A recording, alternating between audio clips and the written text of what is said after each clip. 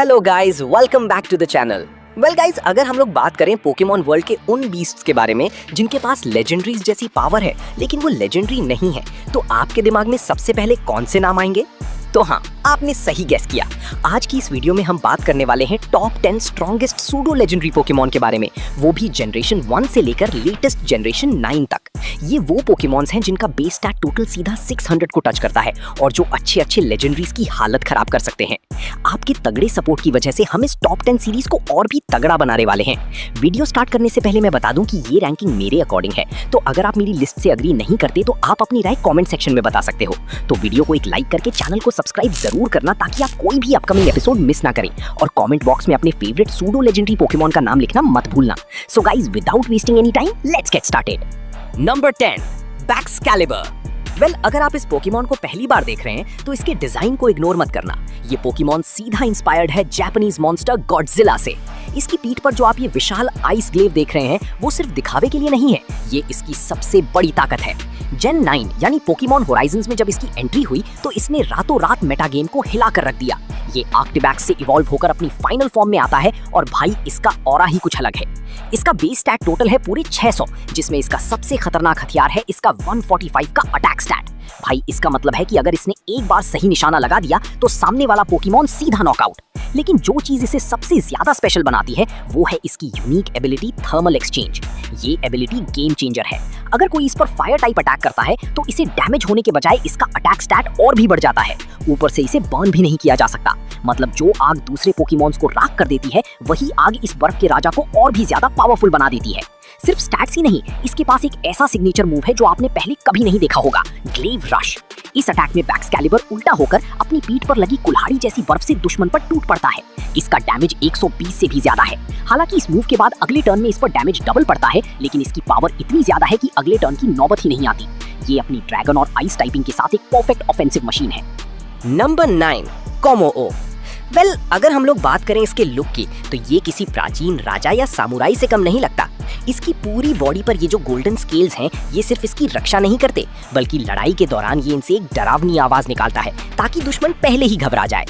ये ड्रैगन और fighting type का इकलौता ऐसा स्यूडो लेजेंडरी है जिसका कॉम्बिनेशन इसे बहुत ही यूनिक और वर्सेटाइल बनाता है।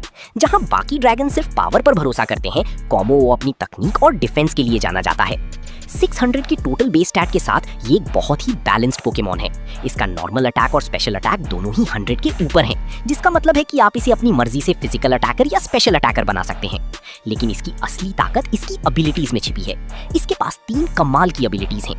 बुलेट प्रूफ, जो इसे बॉल और बॉम्ब मूव से बचाती है, साउंड प्रूफ, जो इसे आवाज वाले हमलों से इम्यून रखती है, और इसकी सबसे तगड़ी एबिलिटी ओवरकोट, जो इसे वेदर डैमेज और पाउडर मूव से बचाती है। तो इसके पास अपना खुद का एक एक्सक्लूसिव जी मूव क्लैंग्रस सोल ब्लेज है।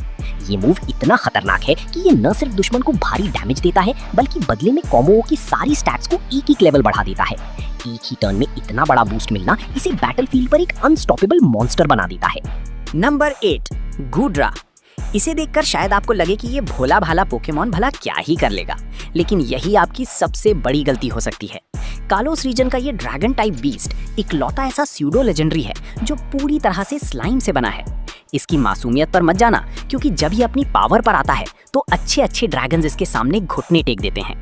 ऐश की टीम में भी गूड्रा ने वो कारनामे किए हैं जिसने इसे फैंस का फेवरेट बना दिया है।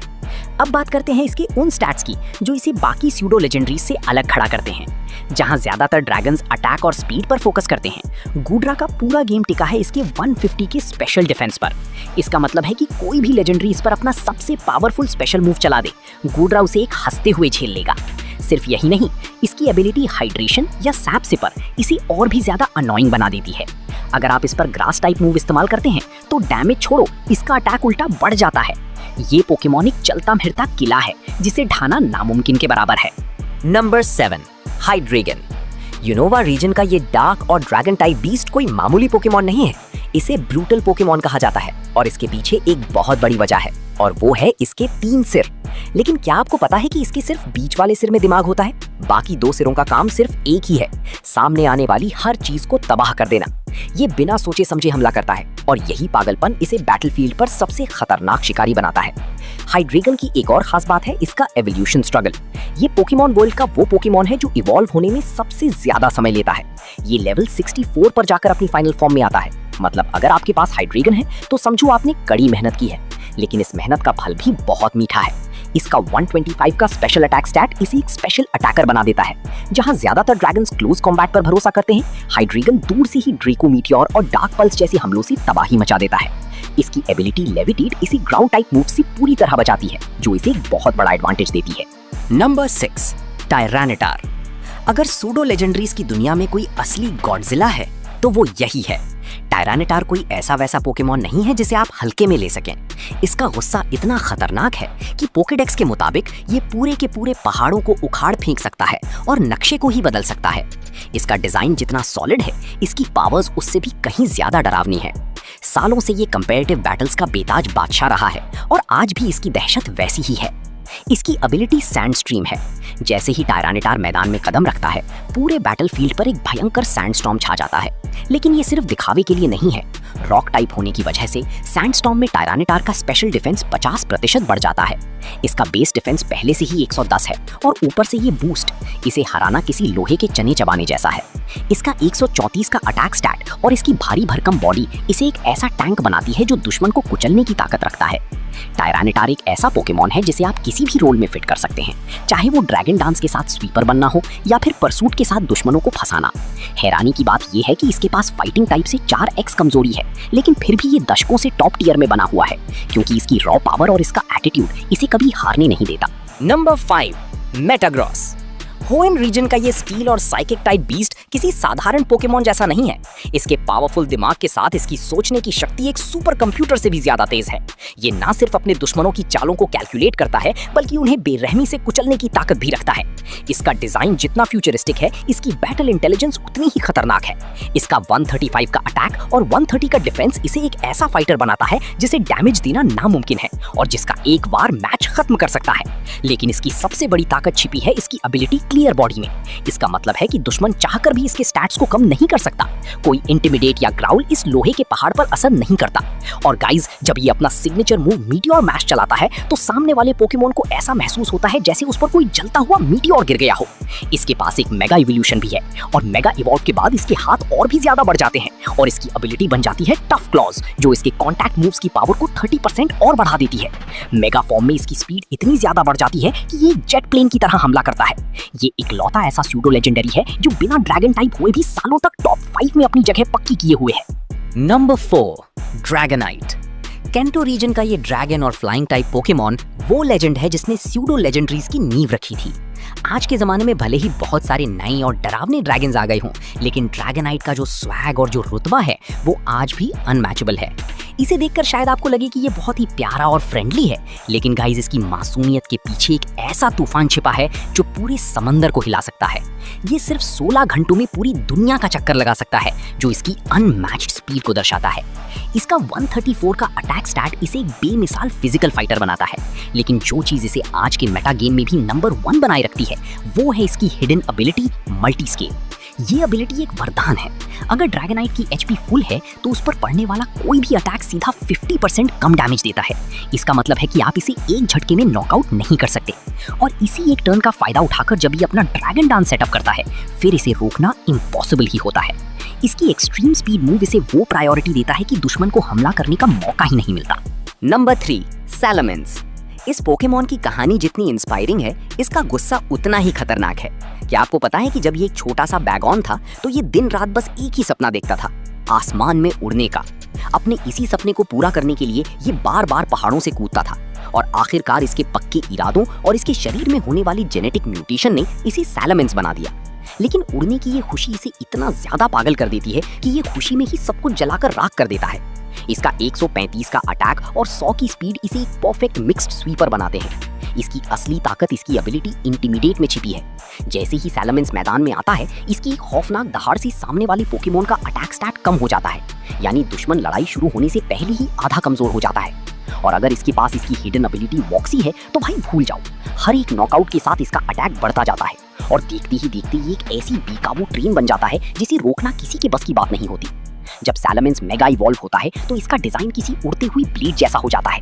इसकी एबिलिटी एरियल ईट इसकी नॉर्मल टाइप मूव्स को फ्लाइंग टाइप में बदल देती है और उन्हें 20% ज्यादा पावर देती है। इसका डबल एज जैसा मूव जब फ्लाइंग टाइप बनकर और एबिलिटी के बूस्ट के साथ पड़ता है तो बड़ी बड़ी लेजेंडरीज भी एक झटके में ढेर हो जाते हैं। मेगा सैलामेंस को उसकी बेरहमी की वजह से कई बार ब्लड मून से भी कंपेयर किया गया है। नंबर 2, गारचॉम्प। सिनो रीजन का ये ड्रैगन और ग्राउंड टाइप बीस्ट सिर्फ एक पोकेमॉन नहीं बल्कि जीत की गारंटी है। और इसकी सबसे डरावनी बात ये है कि ये जमीन के नीचे उतनी ही तेजी से तैर सकता है जितनी तेजी से एक जेट प्लेन आसमान में उड़ता है। इसकी बनावट इतनी एरोडायनामिक है कि ये साउंड की रफ्तार से हमला कर सकता है। अगर एक बार गारचॉम्प ने आपको अपनी नजर में चढ़ा लिया तो भागने का कोई रास्ता नहीं बचता। इसका 130 का अटैक और 102 की स्पीड है, यही असली खेल है। ये उन पुराने ड्रैगन से बस थोड़ा सा तेज है जो इसे बैटलफील्ड पर सबसे पहले हमला करने का मौका देता है। इसकी एबिलिटी रफ स्किन दुश्मन के लिए किसी सजा से कम नहीं है। अगर कोई इसे छूने की हिम्मत भी करता है तो उसे उल्टा डैमेज पड़ता है।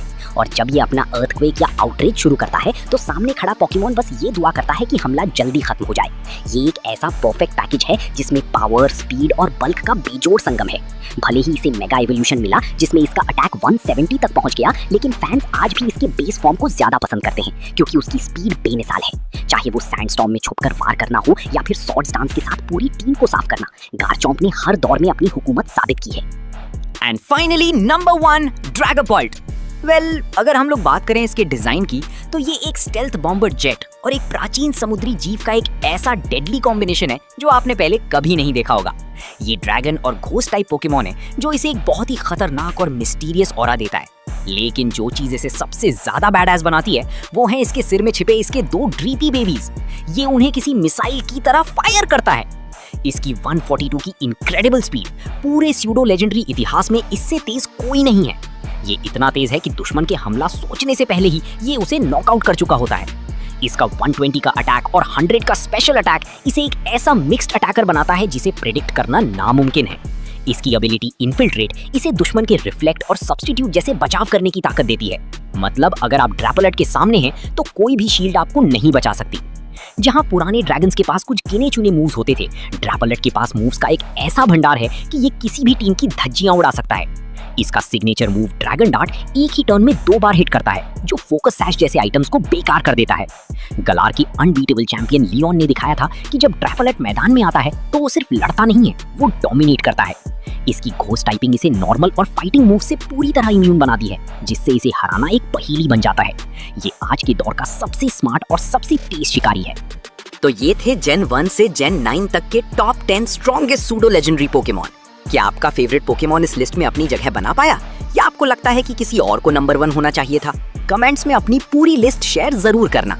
अगर वीडियो पसंद आई हो तो वीडियो को लाइक और सब्सक्राइब करना मत भूलना। तो गाइस, मिलते हैं अगले किसी धमाकेदार वीडियो में। तब तक के लिए stay strong and stay happy.